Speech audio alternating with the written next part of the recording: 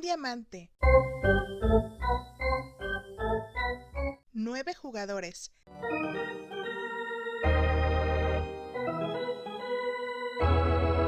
108 costuras.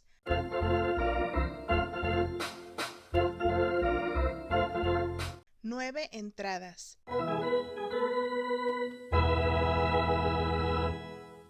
Te invito a escuchar el episodio completo, El Rey de los Deportes, la Gran Carpa.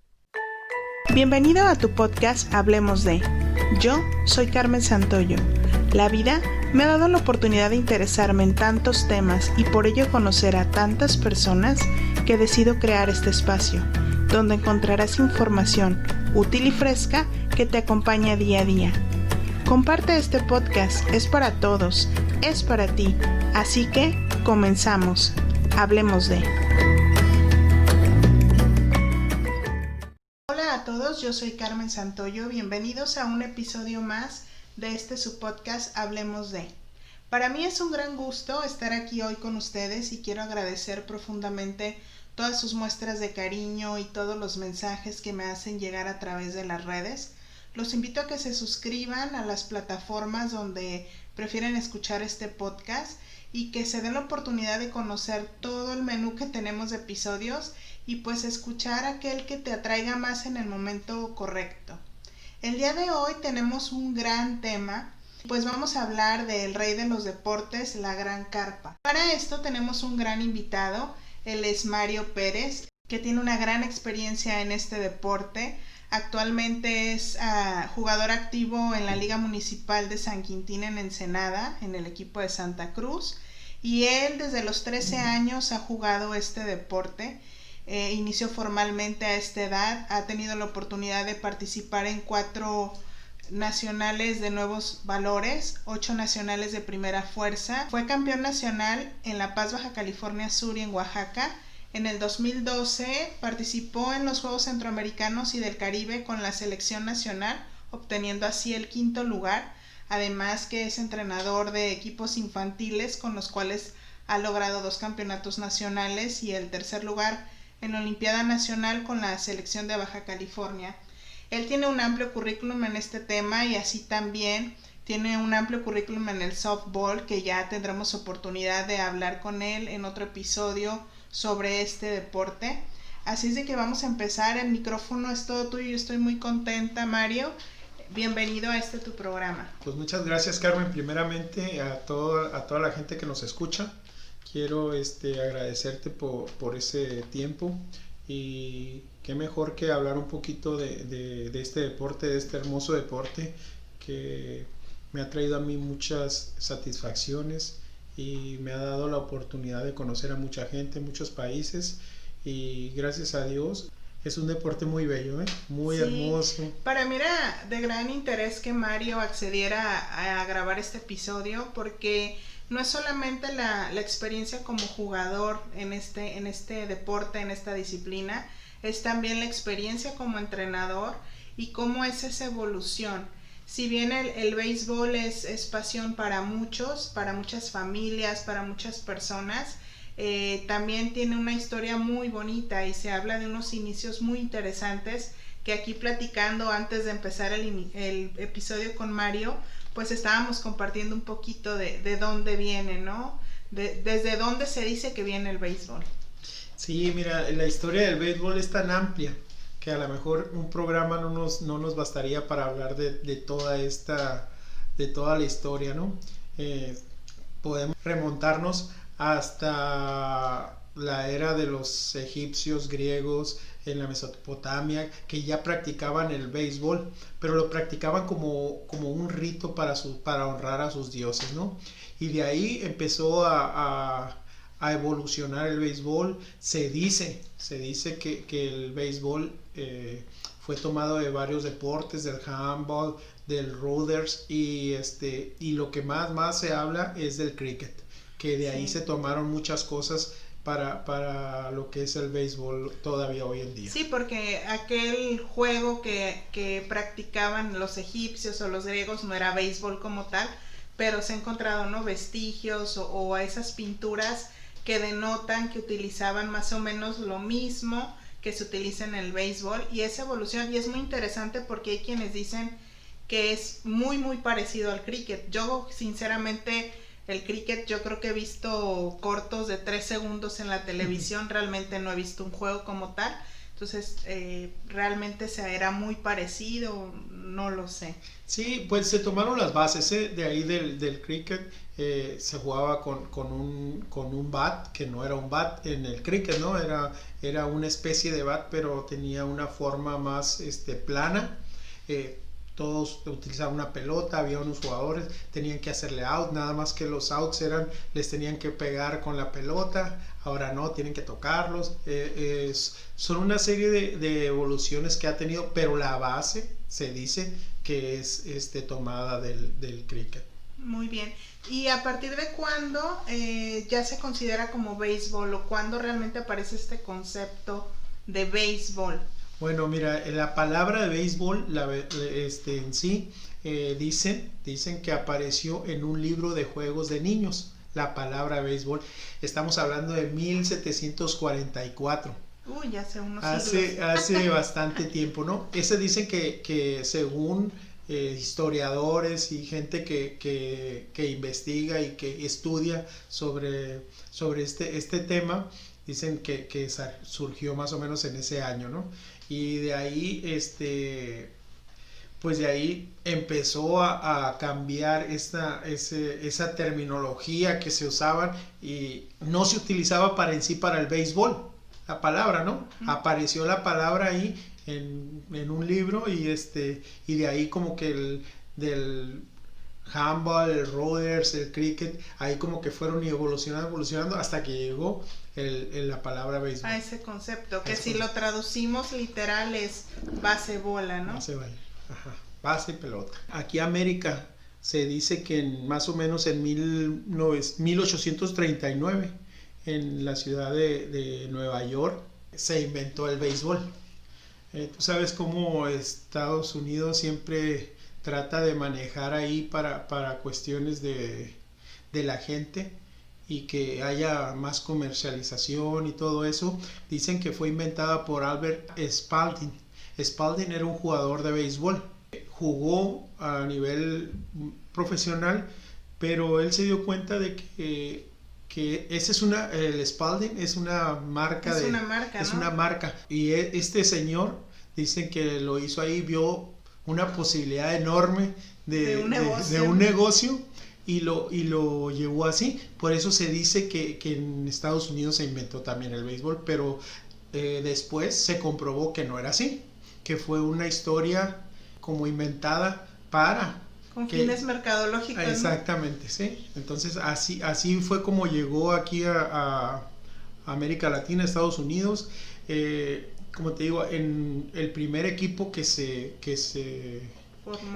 formó era en Cincinnati y se llamaba eran los Reds, ¿no? Ajá, los Reds, pero como medias rojas, algo así tenía el nombre. Entonces ellos jugaban por diversión también, nada más todavía no era nada profesional, no les pagaban, era como para convivencia de familias y todo eso. Y una vez jugó contra un equipo de cricket, de ahí que se llamaba el New York Times. Entonces, pero eran puros jugadores de cricket. Y resulta de que el equipo que no era de béisbol, le ganó al al otro equipo que era de béisbol. Y les ganó 23 carreras a 1. Aclarando que antes, en las reglas de antes, el equipo que hiciera 21 carreras era el equipo que ganaba el partido, ¿no? No importaba las entradas. Toda una evolución, ¿no? Yo, por ejemplo, yo soy de Guadalajara, Jalisco, y pues realmente en la familia donde yo me crié, pues el béisbol no era uno de los deportes en donde hubiera foco, hubiera mira en mi familia, ¿no? Y aquí viviendo ya en Ensenada desde hace 10 años he aprendido un poquito del béisbol y sí hay reglas, hay claro, como en todos los juegos, ¿no? En todos los deportes hay bastantes reglas y es interesante eso que nos dices de las 21 carreras, porque el día de hoy, con las reglas de hoy, hay partidos que duran horas, muchas horas, y no llegan ni a 10 carreras a veces, ¿no? Los equipos. y es interesante, ¿no? Como antes tenían otra dinámica el mismo juego. Sí, es que eran otras reglas, eran otros diferentes, pues para empezar, por ejemplo, para que le hicieran out, a veces empezaban de 9, 6 strikes y luego bajaron a 5 y luego volvieron a 6 y así era para sacar, para ponchar a un jugador. Y para darle base por bolas, pues tenían que darle primero como 12 bolas y luego 9. ¿Sí me explico? Eran diferentes las reglas, diferentes las cosas, entonces a veces en una entrada hacían las 21 carreras y ya el otro equipo ya ni tenía chance de hacer nada. Entonces el que hiciera las primeras 21 carreras era el equipo ganador, ¿no? ¿Y cómo fue siendo esta evolución del béisbol para pues irse transformando a lo que conocemos hoy?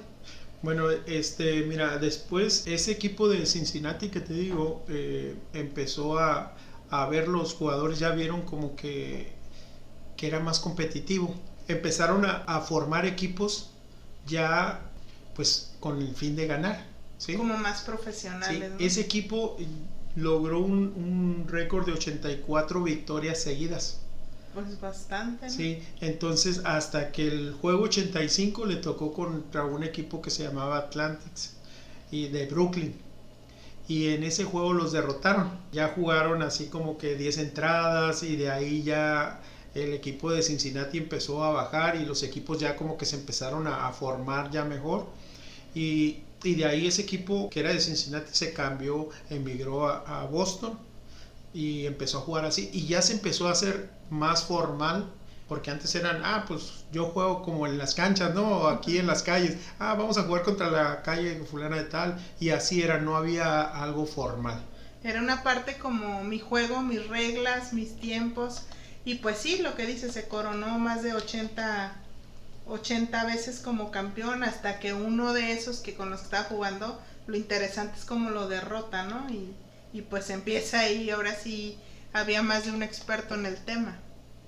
Sí, en 1871, 1875 fue cuando se emigraron el equipo ese de Cincinnati a Boston y de ahí se fundó una liga que se llamó la National Association y esa liga fue la primer liga con jugadores ya, o sea, no era así como profesional, pero era un secreto a voces, ¿no? Ya todos los jugadores ya les pagaban, ya empezaba a hacerse muy formal, no era profesional más, sin embargo ya estaba una organización en esos entonces.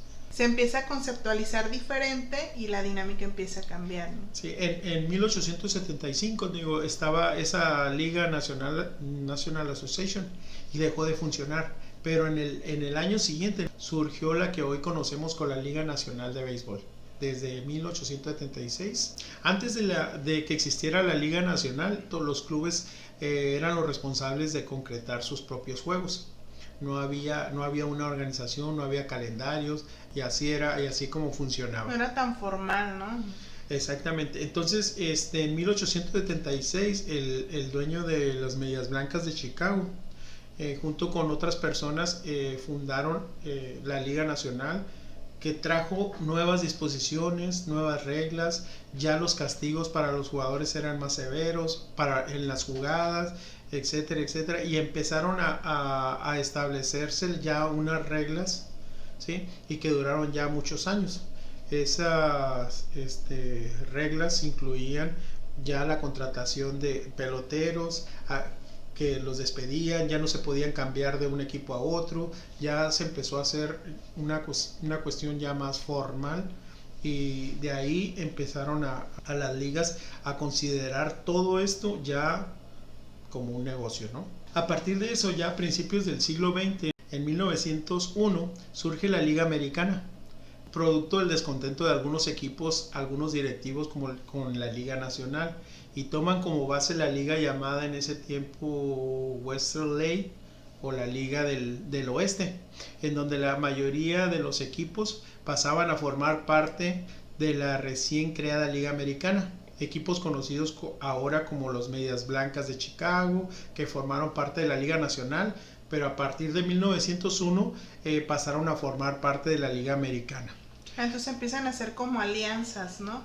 A ver a cuál liga pertenecías y que era más conveniente para lograr esta dinámica, ¿no? Porque ya era visto como un negocio. Exactamente, y ya se empezaron a crear como territoriales. Sí, Okay. las ciudades que estaban más acá se iban para esta liga y eso para acá, por eso se le llamó la Liga del Oeste, ¿no? Okay. Entonces empieza ya los equipos a conformarse, empiezan ya a coordinarse las dos ligas para hacer lo de los calendarios, empezar a hacer ya lo que hoy en día conocemos, ¿sí? A programar las temporadas. Las temporadas, exactamente. Sí, lo que ya ahorita, ya lo que conocemos ahorita como las grandes ligas, que está la Liga Nacional y Liga Americana, y ya cada liga tiene su programación de juegos, juegan entre ellos, entonces ya es algo más formal. Desde ahí ya empezaba a hacerse más formal todo lo que es las ligas, ¿no? Okay. Aquí cabe resaltar que toda esta evolución que estás platicando es en el territorio de Estados Unidos. Es como evoluciona el béisbol en ese territorio, ¿no? Y de alguna manera esto empieza a permear en América Latina. Sí, mira, lo que pasa es que tú sabes que Estados Unidos casi siempre por su economía es donde avanza más rápido, ¿no? Y ya los países que están ahí empiezan a jugar, pero no tan alto nivel como lo hacen ellos por su economía, porque Exacto. no es otra cosa, ¿no? No es porque no tengan la calidad los jugadores, sino porque no tienen los recursos para formar y conformar ligas así de ese tipo y equipos de esa índole, ¿no? Que yo pienso que el día de hoy queda muy claro eso, ¿no? Que en América Latina no es que no se tenga la calidad, hay excelentes jugadores que han salido de esas naciones y pues claro, han migrado a este país por la oportunidad económica, ¿no? Porque yo creo que si existiera una liga con esa capacidad económica en, no sé, en México o en otro país de América Latina, pues migrarían a ese país, no tanto a Estados Unidos, ¿no? Sí, claro, es la oportunidad, el sueño americano, ¿no? Claro. Eso es lo que da la economía, tú sabes que es lo que mueve y todo mundo quiere una mejor vida y por lo tanto van a buscar las oportunidades y lo tienen que buscar en donde hoy es pues el mejor nivel de béisbol que se juega en todo el territorio según dicen, ¿no? Pero la calidad de los jugadores, ahorita podemos decir en un equipo hay 4 o 5 latinos en el mismo line-up de un equipo de grandes ligas, entonces la calidad existe en los otros países. Que también dentro de la historia del béisbol ha sido toda una evolución porque tengo entendido yo que en un principio los equipos los conformaban cierta clase de americanos, por ejemplo los afroamericanos no eran bien recibidos en un inicio en el béisbol y también tuvo que haber esa apertura o esa evolución, ¿no? Y después para que pudieran llegar los latinos, porque de entrada no iban a llegar tan fácil, ¿no? Sí, hay hasta películas sobre eso, ¿no? Del primer afroamericano que juega béisbol, de cuando se hizo la liga de mujeres, cuando todos los hombres tuvieron que ir a la guerra. Por ejemplo, en esas épocas no había protección para los jugadores, nada más era su gorra, así, pero no había caretas, no había nada, o sea, al principio en esos tiempos de 1901 a 1920 no había ni guantes. ¿Sí? Era el bat de madera, ¿no? Él seguía siendo el bat de madera, no como el que conocemos ahorita, ¿no? Uh-huh. Era un poco parecido al del cricket, ¿sí? Era más plano, etcétera. Y se han venido haciendo todas esas evoluciones. Y los lineamientos los van dictando las ligas, tengo entendido ahí. Los lineamientos han venido cambiando y hay una asociación ya que hace los reglamentos y ven, por ejemplo, ahorita las reglas de ahorita que se hicieron con este COVID que estamos viviendo ahorita, ya en la Liga Nacional no había bateador designado, ahorita ya hay, parece que se va a quedar, entonces hay lo que se llama muerte súbita con corredor en segunda cuando se van empatados para que los juegos no duren tanto y se han hecho una serie de protocolos ahí que han hecho que el béisbol tenga un cambio y siga cambiando, ¿no? Y yo creo que eso lo vamos a venir viendo dependiendo de las necesidades que se vayan viviendo y todo. El día de hoy, por ejemplo, los lineamientos, ¿quiénes los dictan? Por ejemplo, en las grandes ligas, ¿quién dicta los lineamientos o protocolos para esta evolución en este deporte? Hay un comisionado del béisbol, ¿sí? Y ese comisionado tiene su asociación, que son las grandes ligas, Okay. ¿sí? Que pertenecen a los mismos, que pueden pertenecer dueños, pueden pertenecer empresarios, pero que están involucrados con eso. Entonces ellos sesionan, toman acuerdos que ellos consideran que es lo mejor para la época del béisbol, y salen las reglas y se van adecuando a cómo van Y los que funcionando, ¿no? están en esa, bueno, inscritos están sujetos a esos lineamientos, ¿no? Sí, de hecho, Grandes Ligas es muy así. Por ejemplo, en años anteriores la marca que patrocinaba a todos los equipos era Majestic, y hoy cambió a Nike. Y todos los equipos, todos tienen que cambiar de uniformes y tienen que usar la marca que patrocine a Grandes Ligas, ¿no? Entonces, es una asociación que toma decisiones, pero no nada más para un equipo, sino Grandes Ligas dice, esto se va a aplicar, y todos los equipos de Grandes Ligas se tienen que sujetar a eso, ¿no? Ok, es bastante ¿Sí? interesante. Sí. Ahorita nos estás planteando a inicios del siglo XX, en el 1900. ¿Cuál es el otro paso que dan para poder llegar a lo que es el día de hoy el béisbol? Lo más que ha cambiado son las reglas, ¿sí? Okay.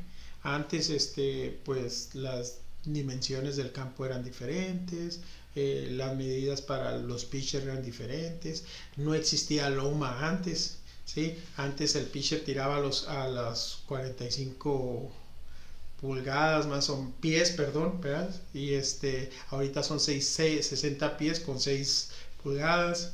Y así ha sido un serie de cambios. Ya existe la loma para que tuviera más ventaja el pitcher. ¿Qué otra cosa puede?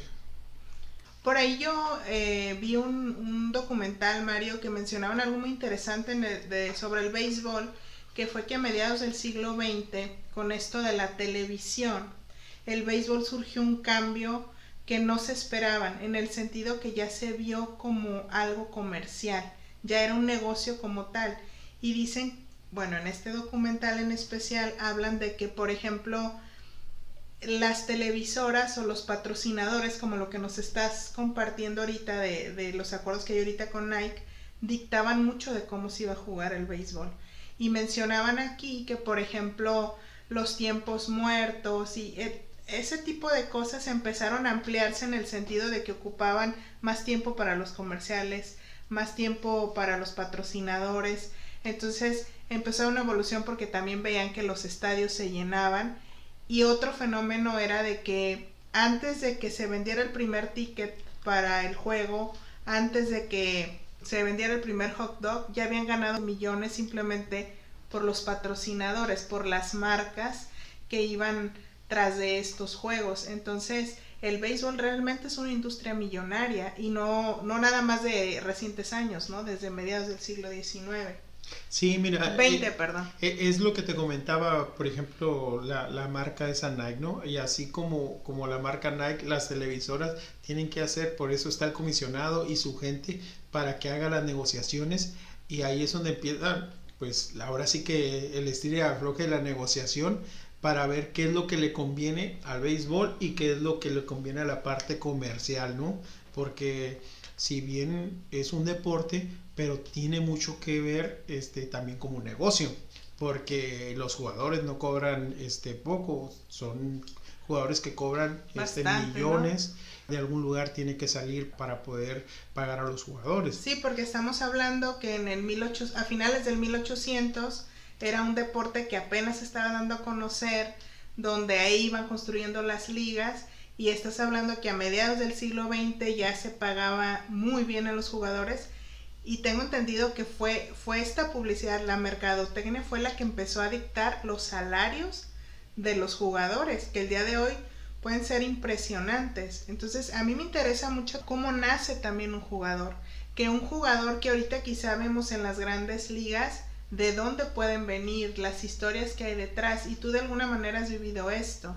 ¿Cuál ha sido tu experiencia, o tú desde dónde nace el béisbol en ti?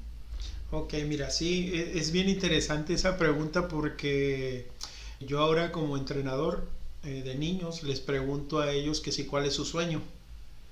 Y yo creo que si a mí me preguntabas de chico, ¿Cuál era mi sueño? Mi sueño era llegar a Grandes Ligas. Claro. Y yo creo que es el sueño de cualquier jugador de béisbol, es llegar a Grandes Ligas. Yo les digo a mis muchachos ahorita, para llegar a Grandes Ligas se requiere de mucho trabajo, disciplina, definir bien tus sueños. Yo les digo ahorita que hay 5 habilidades que deben de tener los muchachos, y es que tener bien claros sus sueños, tienen que tener determinación, tienen que tener consistencia, tienen que tener voluntad y coraje para hacerlo. Pero para lograr esas cosas, esas 5 habilidades, yo siempre les digo que necesitan disciplina. Y es un día a día, ¿no? Porque no es de que, ay, una semana me relajo y la otra sí le echo ganas y luego este mes sí le aprieto al entrenamiento y el otro no. Sí, es como te digo, es un trabajo del día a día, ¿eh? Tienes que trabajar muy fuerte todos los días.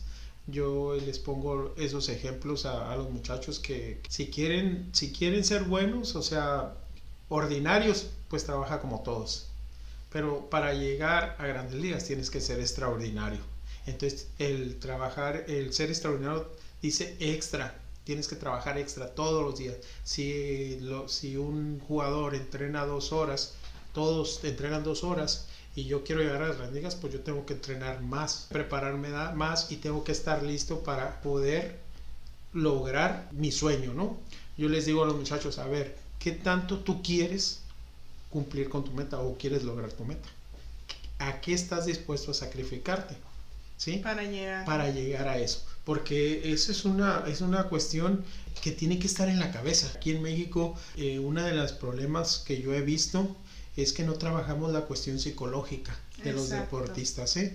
Y entonces hay mucho talento, pero no me puedo confiar del talento.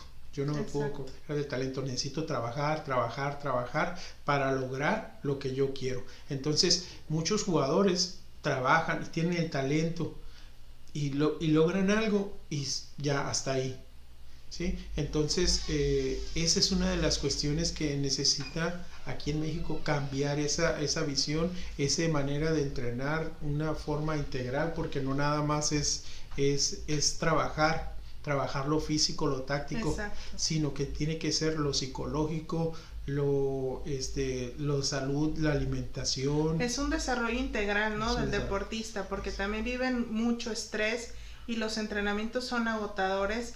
Y por ejemplo, que un niño desde los 13 años, como fue tu caso, donde iniciaste en el béisbol, hasta cuando logran estar en Grandes Ligas, logre tener esa fe o esa confianza en sí mismo, pase lo que pase, es importante. Yo te puedo contar mi experiencia personal. Mi hijo comenzó a jugar béisbol a los 3 años, muy pequeñito, y de repente empezó a crecer y empezó a jugar mejor. Tuvo la oportunidad de ir a un estatal, y yo llegué impresionada de que había niños muy buenos para jugar. Sin embargo, lo que tú dices, de repente el entrenador no se refería a ellos con el mejor lenguaje, o de repente el entrenador era muy bueno en alentarlos, en inyectarles esa confianza, pero el papá destruía todo lo que el entrenador había hecho, o el mismo niño no tenía confianza en sí mismo. Y de hecho de ahí nace uno de los cursos en los que Mario Rey asistió, que es autoconfianza. Este curso para mí fue muy importante porque era empezar desde lo que tú dices, o sea, desde el lenguaje, desde la mente, trabajar la mente, decirle al niño, eres capaz, tú eres bueno, mira, si entrenas esto, porque si vas desde el miedo, desde la desconfianza, pues... Sí, mira, aquí en México se está tratando de cambiar esa parte, ¿eh? Yo ahorita acabo de terminar un curso de entrenadores y se habló mucho de esa parte, no como se debería, pero ya se habló. Ya, ¿sí? Está por lo menos ahí de perdida, ya saben que tiene que trabajarse esa parte. Yo tengo tiempo tratando de introducirlo. Es difícil aquí en México, la gente no es muy abierta a que alguien venga y les diga. Tiene que venir alguien del extranjero para que les diga las cosas. La verdad es la realidad, ¿sí? Entonces estamos así como que no aceptamos que un mismo mexicano nos diga algo así, ¿no? Entonces como que siempre hay un cierto bloqueo, pero si viene alguien de otro país y nos dice que eso es bueno, entonces sí lo aplicamos. Sí lo creemos. Sí, lo creemos. Entonces esa parte de nuestra cultura frena, son las limitaciones que tienen los jugadores aquí.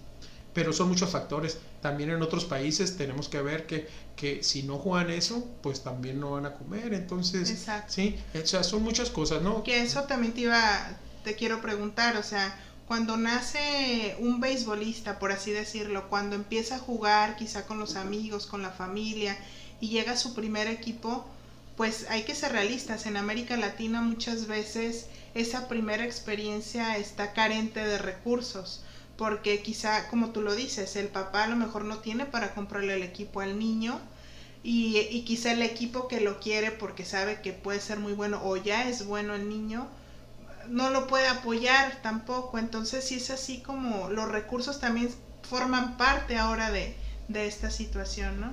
Fíjate que sí, y insisto en la parte psicológica. Exacto. Si tiene bien definidos sus sueños, y cree en sus sueños, ¿sí? Por eso te digo, es la capacidad que tengan los jugadores en su mente de caerse y levantarse, de la resiliencia, ¿no? Exacto.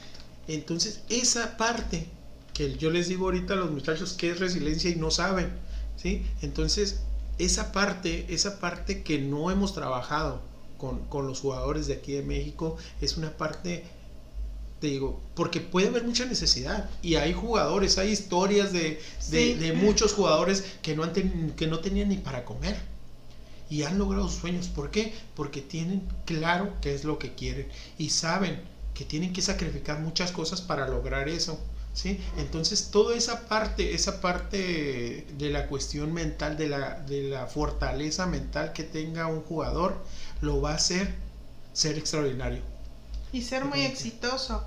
Ahorita creo que tocas un punto muy, muy importante, esa resiliencia o esa llamita que tienen que los permite llegar a sus carreras de una forma extraordinaria.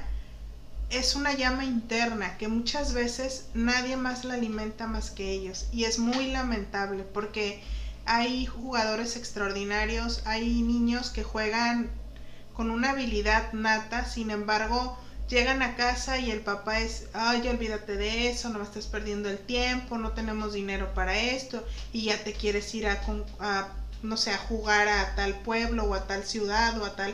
Entonces ahí el niño, pues a lo mejor no se le apagó la llama, pero ya le bajó poquito el oxígeno, y luego va con el entrenador y tienes que traer a tu bat tal y tus spikes tal, porque hay de todo tipo de entrenadores. Entonces de repente esa llamita, es cierto, es una llamita que debe ser interna y debe ser muy fuerte, y que así te quieran apagar la llama, la vuelvas a prender porque es tu sueño entender esa parte, y no es fácil, sin embargo se puede hacer, y si existiera este tipo de apoyo sería buenísimo, ¿no? Pueden tratar de apagarte lo que tú quieras. Por eso yo insisto mucho en esa parte, porque yo digo que es la fortaleza mental que tengas, pero esa fortaleza no va a surgir de la nada. Exacto. O sea, es un proceso que tienes que trabajarlo. Es como fuera un músculo. Si quieres levantar, hacer más, deporte más fuerte, pues tienes que trabajar día a día. Así la mente es lo mismo, pero desgraciadamente no se le da la importancia que se le tiene que dar, ¿sí? Exacto. Entonces esa parte yo creo que hemos descuidado mucho aquí en México. Te pudiera contar varias historias, y ahorita la más reciente, nada más que tendría que hablar de softball. En los pasados Juegos Panamericanos nosotros logramos la medalla de bronce con la selección de México en softball. Nunca antes se había conseguido una medalla de bronce, y llegamos de un mundial que no nos fue tan bien, pero cambiamos el chip a los muchachos y empezamos a trabajar la cuestión psicológica cuando llegamos a esa eliminatoria de Panamericanos, y el equipo cambió, fue otro, porque nos enfocamos en esa parte y los hicimos que los muchachos se enfocaran realmente a lo que vimos. Jugamos hasta el al alto, o sea, cuestiones de integración, Exacto. cuestiones de trabajo en equipo, de ayuda, de esto, los conceptos básicos que se tienen que manejar en un deporte de conjunto. Y ¿sí? es que es equipo, pues no es un deporte individual, no es el box. Entonces ahí hay que entender que es que estar integrados todos, ¿no? Y que todos son piezas son engranes, ¿no? Para que esa maquinaria pues llegue a los resultados. Deben de tener la misma visión. O sea, entonces cuando un jugador evoluciona dentro del béisbol, ¿quiénes lo van descubriendo para que vaya como migrando a mejores oportunidades? Son etapas que tiene que ir viviendo un jugador. Primero juega a nivel local, ¿sí? Juega a nivel local y empieza a jugar sus torneos a nivel local. De ahí, de los torneos locales, se forman selectivos que juegan en los estados. Aquí se maneja estados, en otros países departamentos. Pues departamentos, provincias, algo así, ¿no? Entonces, de ahí a esos torneos, de ahí surgen los nacionales, que en todos lados se llaman nacionales. Entonces, ahí es donde van las gentes que se les llaman los scouts de ligas profesionales, de grandes ligas. La mayoría son de grandes ligas que tienen sus scouts en todas partes, y ahí a la edad más o menos de 13, 14, de ahorita están firmando en esas edades, ¿no? Edades. Qué impresionante, eso, ¿no? Sí, que antes estaba prohibido en esa parte. Digo, en Estados Unidos todavía no pueden firmarlos a esas edades, ¿eh? Tienen que terminar la preparatoria para que los puedan pero firmar. les ofrecen una oportunidad, ¿no? Les ofrecen ahí eso es otro estilo ahí en Estados Unidos. Ahí cuando están en las prepas pueden salir drafteados ya con un equipo. Ya porque ahí en las prepas ya tienen sus torneos ahí pues mucho más formales, ¿no? Como tipo intercolegiales sería. Exactamente, es muy parecido que a los colegiales, pero acá es a nivel de prepa, ¿no? Entonces aquí en América Latina es así, los scouts van a los nacionales y ahí los ven, dicen, pues este muchachito tiene las cualidades, piensan ellos que tienen, porque cumplen con ciertos requisitos, entonces platican con ellos, les interesa, les ofrecen ir a campamentos para ver si realmente el joven va a poder aguantar el tiempo y si realmente es que es lo que quiere, ¿no? Que sí es el sueño que estábamos hablando, ¿no? Exactamente, es lo que yo le digo, ¿qué tanto vas a sacrificar? Porque es sacrificar tu familia, Exacto. tus amigos, tu esto, lo otro, muchas cosas, ¿no? Porque quizá esto lo ligo mucho con parte de otros episodios que hemos tenido, que hablo mucho yo de esa mentalidad de microondas, que queremos que las cosas sean ya rapidito. Entonces imaginen a lo mejor jugando en una estatal y que mañana ya van a estar en las grandes ligas, y es todo un proceso, como tú dices, ya es el scout con ellos, ya les dijo, ¿sabes qué? Te vas a ir a un campamento, y ahí a lo mejor unos pueden caer en realidad de que, ¿sabes qué? Tu mamá y tu papá se van a quedar en México, tú te vas a ir allá, vas a estar solo, vas a estar entrenando. Es como un trabajo realmente, ¿no? Donde están pues suena feo, ¿no? Pero están comprando tu habilidad, porque esto es un negocio y te van a pagar, te pueden llegar a pagar muy bien, sin embargo es conforme a resultados, ¿no? Claro, es una profesión. O sea, cuando tú ya decides firmar con un equipo, ya es una profesión. Ya tú tienes un contrato, y si tú cumples con las condiciones que dice ese contrato, pues vas a seguir y puedes conseguir un mejor contrato, como en cualquier trabajo, ¿no? Entonces, esa parte de que muchos no llegan, todos tenemos los sueños, todos tenemos, yo creo que cualquier jugador que tú le digas cuál es su sueño es llegar a grandes ligas, pero no todos llegan. ¿Por qué? Porque es un proceso largo, y es de trabajo constante, día a día, y superarse hasta lograr eso.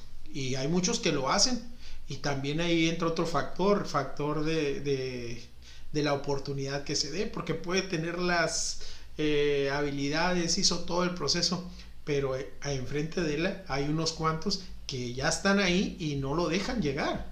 Okay. ¿Sí? O sea, no es tan sencillo llegar, o sea, es una cuestión de mucho trabajo, y que te digo, intervienen muchos factores para poder lograr ese sueño anhelado que tiene todo beisbolista. A mí me parece bastante interesante esto porque una vez que lo que hablábamos, que ya lo descubren y que se lo llevan o la familia determina sí se puede ir, estamos hablando de una profesión que está basada en resultados, que no estamos acostumbrados a eso.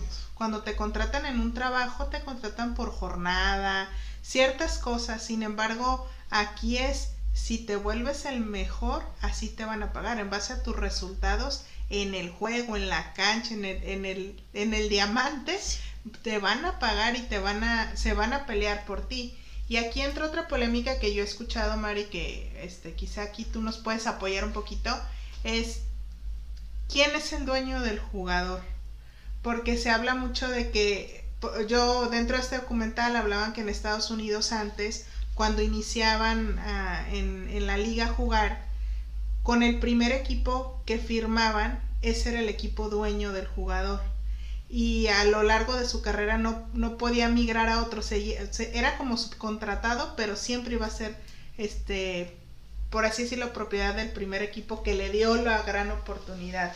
En México el día de hoy, ¿cómo son esas negociaciones cuando ya alguien va a contratar un jugador?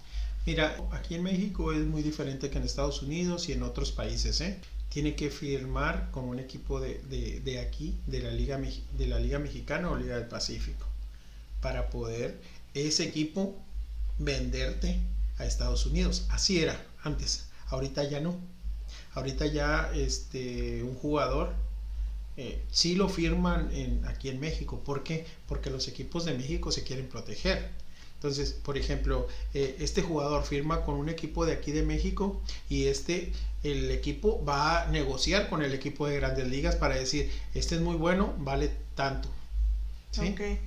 Aquí la situación, y que ha sido muy criticada esa parte, que los equipos de aquí de México quieren venderlo muy caro a Estados Unidos. Por eso es que no hay tantos. Con un mexicano, un equipo de Estados Unidos compra 4 dominicanos o 5 dominicanos que pueden ser hasta mejores que el mexicano. Entonces dice Estados Unidos, no, mejor me voy con ellos, ¿no? De otros. Entonces esa era una de las cuestiones que criticaban mucho esa parte. Hoy en día cambiaron las reglas. Hoy en día, por ejemplo, el equipo que lo firma, que lo vendía antes, el muchacho se llevaba el 30% y el equipo el 70%. Hoy cambia, hoy es diferente. Hoy el jugador se lleva la gran porcentaje, que vamos a cambiarlo de 70%, y el equipo el 30%. ¿Sí? Entonces, aún así sigue siendo complicado porque el equipo lo quiere vender caro, porque quiere recuperar supuestamente lo que invirtió al jugador, ¿verdad? Entonces, pero se está tratando de ver si ya el jugador puede negociar directamente con los equipos de Grandes Ligas. Se está viendo eso en ese proceso, está ahorita hoy en día, pero en otros, por ejemplo en Dominicana, Puerto Rico, los jugadores pueden firmar directamente con los equipos de Grandes Ligas y llevarse el 100%. Que ¿sí? Eso está interesante, ¿no? Cómo las reglas son tan diferentes en América Latina, y pues esto ha representado una oportunidad importante para estos jugadores, ¿no? Claro, porque ahí ya es la decisión del jugador. A lo mejor le dice, ¿sabes qué? No le hace, dame 250,000 pesos y yo me voy porque lo que quiero es jugar, y ya cuando termine esto, ya entonces voy a cobrarte lo que yo valgo. ¿Sí me explico? Okay. Entonces aquí no está todavía esa posibilidad de hacerlo para poder negociar directamente ahí. Entonces, y ahorita ya ha cambiado, te digo, 2 años, 3 años atrás, no, los equipos a veces te firmaban y ahí te tenían y no te querían soltar, y les pedías la baja y no te querían, te tenían ahí un poquito atrapado, ¿no? ¿Qué pasa si, por ejemplo, los scouts solamente andan, por ejemplo, en los nacionales, o pueden venir de repente sorpresa a un estatal o otro tipo de juegos? Ahorita lo que se está llevando mucho a cabo se le llaman tryouts. Entonces, por ejemplo, van a una ciudad y citan a los jugadores y ahí van los scouts y los ven. ¿Sí? Okay. Esta organización de ProBase ha estado trabajando en esa parte por todo el territorio mexicano para que los scouts vengan y los vean. Entonces ellos agarran ciertos muchachos, los entrenan, hacen como una escuela, los entrenan y luego les dicen, ya están listos, vengan para acá para ver. Hace poco hubo aquí uno en Tijuana, donde vinieron, había más de 100 scouts aquí en Tijuana y había equipos, hicieron un torneo ahí entre equipos de México y vinieron unos equipos de Estados Unidos para que los vieran jugando. Y el próximo mes viene la liga de prospectos, que es ahí precisamente en Guadalajara, que ahí ya fue el año pasado. Entonces ahí son los prospectos, los mejores prospectos de México, y juegan ahí y hacen equipos y participan en una liga que hacen ahí internet y juegan entre ellos. Entonces ahí llegan, pues imagínate, todos los scouts llegan ahí para ver a los prospectos de México, a los mejores jugadores. Entonces ahí, como te digo, ahí tienen la ventaja de esta organización ahorita, de poder que los muchachos se vayan sin que los equipos tengan que cobrar tanto. Y por ejemplo, ProBase aquí en México solamente está promoviendo a jugadores mexicanos, o también toma algunos de otras naciones. Solamente mexicanos. Es una organización que se creó para promover el béisbol, ¿no? Aquí en México. ¿Los equipos mexicanos sí pueden tener jugadores de otras naciones o solamente...? No, sí, hay refuerzos y pueden tener jugadores extranjeros en cualquier categoría, hasta hablamos aquí amateur, semiprofesional y profesional, pueden jugar extranjeros.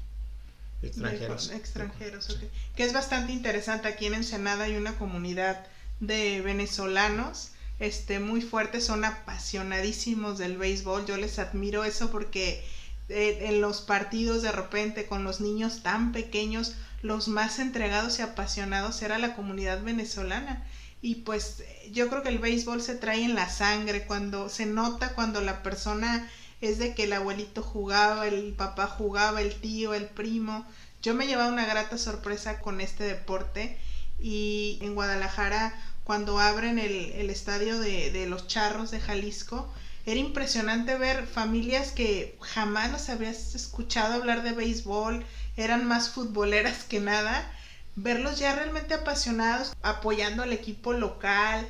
Y conocer que es un mito eso, que el béisbol solo es en el norte de la república y en parte del sureste. O sea, el béisbol hay en todo México.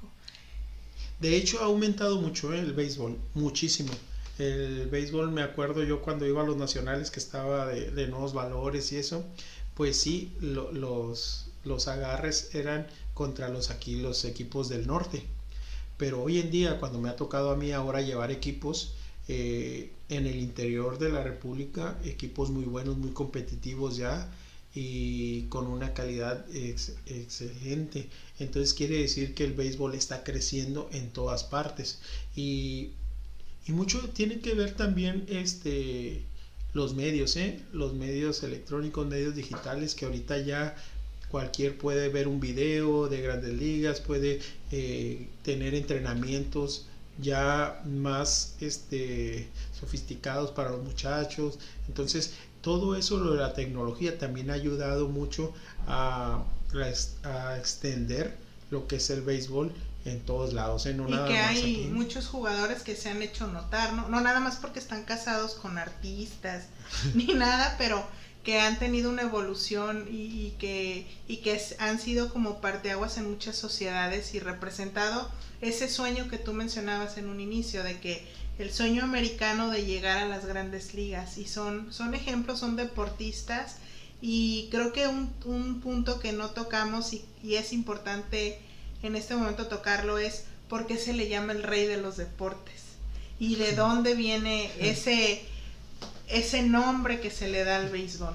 Bueno, mira, el rey de los deportes, en varios escritos, en varios de esos, dicen que esa frase la sacó Albert Einstein. Él dice que cuando llegó a Estados Unidos, pues vio un partido de béisbol y se le hizo súper complicado, ¿sí? Entonces sí, dijo que había muchas jugadas, tenían que calcular el tiempo, calcular la distancia, el tiro, el movimiento, entonces... La velocidad, todo. Todo, dice que de ahí surgió de él surgió ese el rey de los... Frase, ¿no? Esa frase que se menciona mucho, ¿no? Eso es lo que dicen en la historia de Estados Unidos. En otros dicen que no es tan cierto esa parte, que aquí en Estados Unidos la frase es el pasatiempo nacional. Entonces es cuestión también de Estados Unidos también que quiere atraer toda la mercadotecnia, eso, ¿no? Pero sí es cierto, o sea, el rey de los deportes es porque no sabes qué va a pasar en el béisbol, no sabes. Yo les quiero contar una anécdota que tuve con mi esposo en este aspecto, que pues en mi familia el béisbol, a mi abuelo le encantaba el béisbol, a mi abuelo paterno, y siempre dijo que era el mejor juego, la estrategia, le encantaba, y le encantaba ver deportes en la televisión, y siempre defendía el béisbol. Sin embargo, en mi familia no éramos beisboleros, ni beisbolistas, ni mucho menos. Entonces un día estábamos por salir y yo ya estaba arreglada, lista para salir, bolsa en mano, y me dice mi esposo, espérate, va en la 8ª entrada.